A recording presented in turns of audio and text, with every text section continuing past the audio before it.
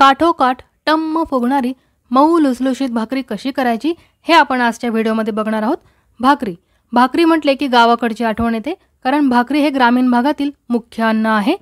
भाकरीमध्ये fibre भरपूर असतात, त्यामुळे भाकरी खाणाऱ्याला पोटात गॅस होणे, बद्धकोष्ठता, पोट फुगणे व जड होणे यांसारख्या समस्या कधी होत नाही। भाकरी शहरी भागातील लोकांपेक्षा ग्रामीण भागात खाल्ला जाणारा अगदी महत्त्वाचा पदार्थ आहे। यामुळेच की काय, शहरी भागातील लोकांपेक्षा ग्रामीण भागातील लोकांमध्ये आरोग्याच्या समस्या खूप कमी असतात। आपल्या भारतीय लोकांची रोगप्रतिकारक शक्ती खूप चांगली आहे आणि हीच देणगी आपल्या पुढच्या पिढीला द्यायची असेल तर आपल्या पारंपरिक खाद्यपदार्थांचा समावेश दैनंदिन आहारामध्ये करणे खूप गरजेचे आहे। आजकाल बरेच डायटिशियन भाकरीचा समावेश त्यांच्या डाएट प्लॅनमध्ये करताना दिसतात। बऱ्याच मैत्रिणींना माझ्या वाटते की भाकरी करायला खूप अवघड आहे, पण तसे नाहीये। स्टेप बाय स्टेप तुम्ही अगदी व्यवस्थित भाकरीचं पीठ मळलं, त्यानंतर ती व्यवस्थित भाजली तर भाकरी करायला अगदी सोपी आहे। नमस्कार, मी अश्विनी आपल्या चॅनलमध्ये तुमचं मनापासून खूप खूप स्वागत करते। आज आपण पारंपरिक पदार्थ बघणार आहोत, तो म्हणजे भाकरी। तुमची भाकरी थापताना चिरत असेल, फुगत नाहीये, पातळ थापता येत नाहीये तर हा व्हिडिओ बघा। अगदी व्यवस्थित मी समजावून सांगितलेले आहे की पातळसर भाकरी कशी करायची, त्याचबरोबर ती टम्म फुगण्यासाठी काय करायचे हे अगदी डिटेलमध्ये मी तुम्हाला सांगितलेले आहे। तर व्हिडिओ शेवटपर्यंत नक्की बघा आणि आवडला तर लाईक करायला विसरू नका, शेअरही करा आणि चॅनलवरती नवीन असाल तर चॅनलला जरूर सबस्क्राइब करा। चला तर मग आता आपण रेसिपी सुरू करूया। इथे बघा मी ज्वारीचं पीठ घेतलेलं आहे 2 वाटी भरून। आता ते मी मळून घेते आहे। याच्यामध्ये आपण थोडं थोडं पाणी टाकायचं आहे आणि हे पीठ मळायचं आहे। पाणी आपल्याला एकदम टाकायचं नाही, अगदी थोडं थोडं टाकते आहे मी, तुम्ही बघू शकता। थोडं थोडं पाणी टाकतच पीठ मळायचं, तरच हे पीठ एकजीव होतं।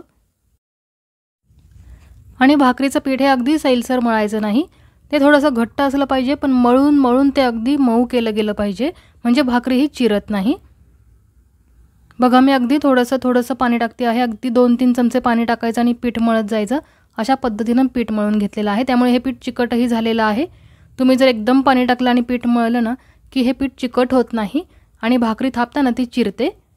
पीठ आता मळून झालेलं आहे, अगदी छान मळलेलं आहे, तुम्ही बघू शकता, एकजीव झालेलं आहे चांगलं। आता हातावरती त्याचा उंडा तयार केलेला आहे आणि खाली पीठ टाकूया आपण आणि या पिठावरती भाकरी थापून घेऊया। आता आपण अगदी हलक्या हाताने भाकरी थापून घेऊया। आधी एका हाताच्या पंजाने आपण भाकरी थापायची आहे, बोटांचा कमीत कमी वापर करायचा आहे। बोटं वर उचलायची आणि पंजाने आपण भाकरी थापून घ्यायची आणि जोर नाही लावायचा जास्त, हलक्या हाताने थापायची आहे। आणि एक हात मी कडेला लावला होता, यामुळे भाकरी चिरत नाही। आणि नंतर थोडीशी थापून झाली की 2 हाताने ही भाकरी थापायची आहे। आता ही बघा मी बोटं वर उचललेली आहे आणि पंजाने भाकरी थापते आहे। जास्त बोटं उमटू द्यायची नाही भाकरीवरती, नाहीतर भाकरी ही फुगत नाही। भाकरी अगदी छान थापून झालेली आहे, तुम्ही बघू शकता। 2 हाताने भाकरी थापायची, तुम्हाला जमत नसेल तर एका हाताने सुद्धा थापू शकता। फक्त बोटांचा कमीत कमी वापर करायचा आणि मधल्या हाताने भाकरी छान थापायची। आणि तुम्ही बघू शकता इतकी पातळसर भाकरी करायची आहे, जास्त जाडही ठेवायची नाही आणि अगदीच कागदासारखी पातळही नाही करायची। अशा पद्धतीने ही भाकरी थापून झालेली आहे। ही पिठाची बाजू आता वर टाकायची आहे आपण तव्यावरती। तवा गरम झाल्यानंतर भाकरी मी तव्यावरती टाकलेली आहे आणि पिठाची बाजू वर आहे। आता याला आपण पाणी लावून घेऊया। पाणी सुद्धा जास्त नाही लावायचं, अगदी पचपचीत भाकरी करायची नाही। थोडंसं पाणी घ्यायचं आणि ते सगळीकडे भाकरीवर फिरवून लावायचं आणि पाणी अगदी व्यवस्थित लावायचं, भाकरी कोरडी नाही राहिले पाहिजे कुठंच, तरीसुद्धा भाकरी फुगत नाही। नाहीतर आपण जर कोरडी ठेवली ना मध्ये भाकरी तर ती नीट भाजली जात नाही आणि ती फुगत नाही। आणि पाणी सुकल्यानंतर आपण भाकरी पलटी करायची आहे। अगदी सावकाशपणे आपण भाकरी पलटी करून घेऊया। आणि आता ही पलटी केलेली जी बाजू आहे ना ती अगदी चांगली भाजून घ्यायची आणि नंतरच आपण ही वरची बाजू भाजायची। भाकरीची खालची साईड पूर्णपणे भाजून घ्यायची आहे आपण, चपातीसारखं भाकरीला उलटपालट करायचं नाही। भाकरी फक्त 3च वेळा भाजायची। पहिल्यांदा भाकरी आपण तव्यावर टाकतो, त्याला पाणी लावतो, नंतर पाणी लावलेली बाजू खाली टाकतो, मग ती खालची बाजू पूर्ण भाजायची आणि नंतर ही वरची बाजू भाजायची, म्हणजे 3 वेळा आपण भाकरी भाजतो, जास्त वेळा खालीवरती करायची नाही। खालची बाजू पूर्ण भाजल्यावर मी भाकरी पलटी केलेली आहे आणि आता ती बाजू छान अशी भाजून घेऊया। भाकरी तुम्ही बघू शकता अगदी टम्म फुगलेली आहे। आणि हा तवा मी डोस्याचा तवा वापरलेला आहे। आज आपण 4 प्रकारच्या तव्यावरती भाकरी करणार आहोत, मी तुम्हाला दाखवणार आहे। 4ही प्रकारच्या तव्यावर केलेली भाकरी अगदी छान टम्म फुगणार आहे। तवा कुठलाही असो, भाकरी तुम्ही अगदी व्यवस्थित थापली ना की भाकरी अगदी छानच होते। हे तुम्हाला आज मी दाखवणार आहे। आणि भाकरीची ही बाजू छान भाजून झाली की भाकरी आपण काढून घ्यायची। तुम्ही बघू शकता अगदी खरपूस ही भाकरी भाजून झालेली आहे। आता हा ॲल्युमिनियमचा तवा मी घेतलेला आहे, त्याच्यावरती सुद्धा भाकरी थापून टाकलेली आहे। पिठाची बाजू वर केलेली आहे। आता आपण याला पाणी लावून घेऊया। ॲल्युमिनियम हे आरोग्यासाठी चांगलं नाही आहे, हे सगळ्यांना माहितीच आहे। त्यामुळे याचा वापर आपण किचनमध्ये अगदी कमी केला पाहिजे किंवा नाहीच केला पाहिजे। मी सुद्धा आता ॲल्युमिनियमचा तवा अजिबात वापरत नाही। हा तवा मी फक्त बिर्याणी दम देण्यासाठी वगैरे वापरते। आणि आज मी तुम्हाला फक्त भाकरी करून दाखवते आहे की ॲल्युमिनियमच्या तव्यावर भाकरी कशी होते ते। आधी आपण सगळेच जण ॲल्युमिनियमचा तवा वापरायचो, पण आता जसं कळायला लागले सगळ्यांना तसं आता ॲल्युमिनियमची जागा आपण लोखंडी तव्याने भरून काढलेली आहे किंवा हार्ड एनोडाइज म्हणूनही तवा येतो, तो सुद्धा चांगला आहे आरोग्यासाठी, तो वापरतो आहोत। तुम्ही बघू शकता ॲल्युमिनियमच्या तव्यावर सुद्धा भाकरी अगदी छान टम्म फुगलेली आहे, अगदी मस्त झालेली आहे आणि खरपूस भाजली गेलेली आहे। आपण आधी नॉनस्टिक तव्यावरती भाकरी केली, नंतर ॲल्युमिनियमच्या तव्यावरती भाकरी केली। आता आपण हार्ड एनोडाइज तव्यावर भाकरी करूया। नॉनस्टिक तवाही चांगला आहे, म्हणजे त्याचा काही फायदाही नाही आहे आणि काही तोटाही नाही आहे, फक्त त्याचं कोटिंग नाही गेलं पाहिजे। कोटिंग गेलं की ते आरोग्यासाठी घातक असतं। आणि ॲल्युमिनियमचा तवा तर तुम्हाला माहितीच आहे, आपण आता वापरतच नाही। पण हार्ड एनोडाइज तवा आहे ना, तो आपल्यासाठी अगदी सेफ आहे, म्हणजे अगदीच खूप फायदाही मिळत नाही आपल्याला आणि तोटाही आपला अजिबातच होत नाही। हार्ड एनोडाइज म्हणजे काय? जसं नॉनस्टिकवर एक कोटिंग असतं त्याचप्रमाणे याच्यावर सुद्धा खाली ॲल्युमिनियमचा बेस असतो आणि वरती इलेक्ट्रोकेमिकली एक लेयर चढवलेला असतो। फक्त हे टफ आणि हार्ड कोटिंग असतं, अगदी चांगलं कोटिंग असतं, हे सहजासहजी निघत नाही। आपल्याला अगदी चांगलं आहे वापरण्यासाठी, खूप सोप्या रीतीने आपल्याला हे यूज करता येतो। याच्यावरती तुम्ही चमचे वगैरे पण वापरू शकता, स्टीलचे चमचे वापरू शकता।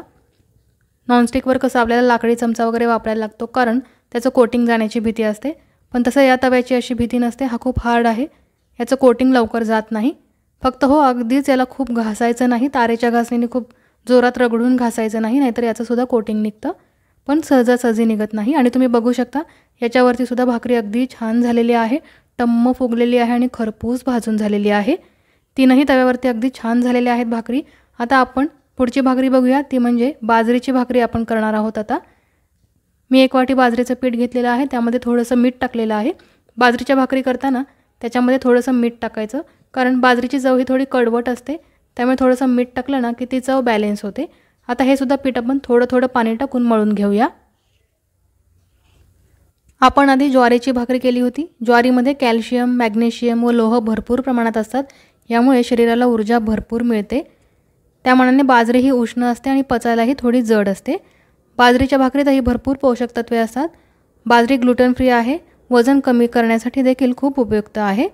बाजरी मॅग्नेशियमचा एक चांगला स्रोत आहे। हृदयाच्या रुग्णांनी तर बाजरीच्या भाकरीचा समावेश आपल्या आहारामध्ये करायलाच हवा। हिवाळ्यामध्ये बाजरीचे सेवन मोठ्या प्रमाणात करावे। आता बाजरीचं पीठ हे मळून झालेलं आहे, हातावरती आपण याचा चांगला उंडा करून घेऊया। खाली पीठ टाकूया आणि ही भाकरी अगदी छान थापून घेऊया। आणि बाजरीची भाकरी अगदी पातळ थापायची नाही, कारण बाजरी भाजल्यानंतर ना कडक होते। बाजरीची भाकरी ही खूप कडक होते, त्याच्यामुळे थोडीशी जाडसरच थापायची आहे ही। आता भाकरी थापताना बघा, एका हाताने भाकरी थापते आहे, दुसरा हात मी कडेला लावला होता। याने काय होतं, कडेची भाकरी ही चिरत नाही, अगदी छान आकार येतो भाकरीला। आणि मग नंतर 2 हाताने आपण ही भाकरी थापून घ्यायची। भाकरी थापून झालेली आहे आणि तुम्ही बघू शकता थोडीशी जाडसर केलेली आहे मी। ज्वारीच्या भाकरीप्रमाणे अगदी पातळ केलेली नाही, थोडी जाडसर ठेवलेली आहे। भाकरी छान अशी थापून झालेली आहे। आता ही भाजून घेऊया आणि आता मी लोखंडी तव्यावरती ही बाजरीची भाकरी थापून घेणार आहे। आपण आधी नॉनस्टिकचा तवा वापरला, नंतर आपण ॲल्युमिनियमचा तवा वापरला, नंतर हार्ड एनोडाइज तवा वापरला आणि आता मी लोखंडी तवा वापरते आहे। मी स्वतः आहे ना भाकरी करण्यासाठी लोखंडीच तवा वापरते। हार्ड एनोडाइज तवा मी चपाती, पराठे करण्यासाठी वापरते, पण भाकरी करताना कंपल्सरी लोखंडी तवाच वापरते, कारण आरोग्यासाठी चांगली असणारी पोषक तत्व त्या पदार्थामध्ये उतरतात की जी आपल्या शरीरासाठी खूप चांगली असतात। त्याचबरोबर लोहतत्व मिसळली जातात त्या पदार्थामध्ये। आपण लोखंडी तव्यावरती भाकरी केली ना की त्यामध्ये लोहतत्व मिसळली जातात आणि हे आपल्या आरोग्यासाठी खूपच फायदेशीर आहे। म्हणून मी भाकरी करण्यासाठी लोखंडी तवाच वापरते। त्याचबरोबर अजून बऱ्याच भाज्यासुद्धा मी याच्यामध्ये बनवते किंवा आपण भाजीसाठी कांदा वगैरे भाजतो तोही मी याच तव्यामध्ये भाजते। आणि तुम्ही बघू शकता लोखंडी तव्यावरती सुद्धा भाकरी अगदी चांगली झालेली आहे। अगदी खरपूस भाजली जाते, असं वाटतं चुलीवरच ही भाकरी केलेली आहे। इतकी छान भाजली जाते लोखंडी तव्यावरती भाकरी आणि ती खाण्यासाठी सुद्धा खूप चांगली लागते। आता तुम्ही बघू शकता सगळ्या भाकरी आपण तयार करून घेतलेल्या आहेत। नॉनस्टिक तव्यावरती, ॲल्युमिनियम तव्यावरती, त्याचबरोबर लोखंडी तव्यावरती सुद्धा आणि हार्ड अनोडाइज तव्यावरती सुद्धा भाकरी केलेली आहे आणि खूप छान फुगलेल्या आहेत भाकरी। मी तुम्हाला दाखवते आहे बघा, वरचा पापुद्रा भाकरीच्या अगदी टम्म फुगल्यामुळे भाकरीचा वरचा पापुद्रा अगदी सलग निघालेला आहे आणि अगदी मऊसूत झालेली आहे भाकरी। तर बघितले ना तुम्ही, तवा कुठलाही असो, भाकरीचं पीठ अगदी छान मळलं, भाकरी अगदी चांगली थापली आणि छान भाजून घेतली की भाकरी ही अगदी चांगली होते, मऊसूत होते। आता आपण पुढची भाकरी बघूया। आता मी पालेभाज्यांची भाकरी करून तुम्हाला दाखवते आहे। याच्यासाठी मी हार्ड अनोडाइज तवा वापरलेला आहे।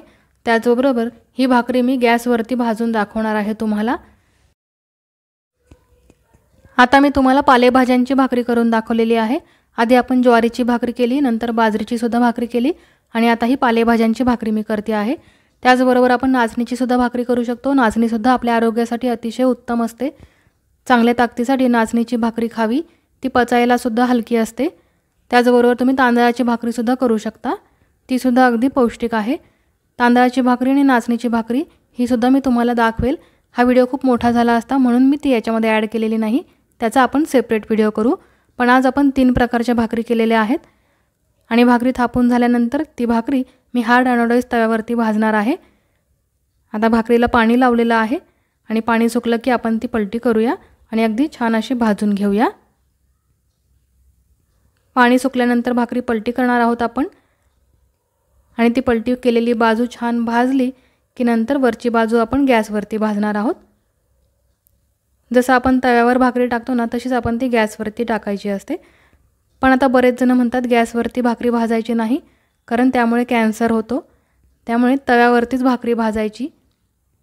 मीही आधी कधी गॅसवरती भाकरी भाजायची, पण जसं आता कळलंय ना तसं तव्यावरतीच भाकरी भाजून घेते।